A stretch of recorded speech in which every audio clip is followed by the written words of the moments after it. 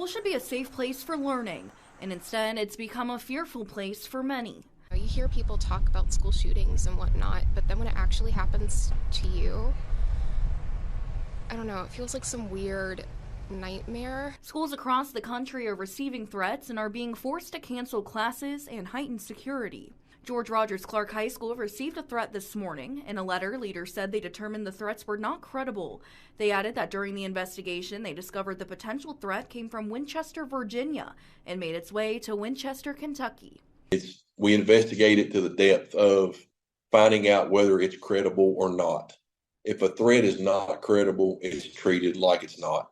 If it is credible, further investigation continues. These threats come just 8 days after the Appalachia High School shooting in Georgia, killing 2 students and 2 teachers.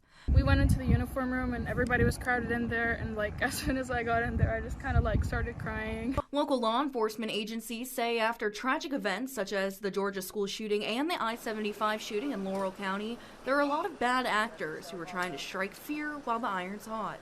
I think what we do see is a lot of copycats and a lot of folks who seem to want to piggyback on the fact that we have had some tragedies here nationwide. Sometimes it's as simple as folks that just don't want to have school that day, all the way up to people that would intentionally try to crash our education system, I suppose. School Resource Officer Lieutenant Tony Likens says any threat to a school campus or its personnel is classified as terroristic threatening in the 2nd degree and is a Class D felony.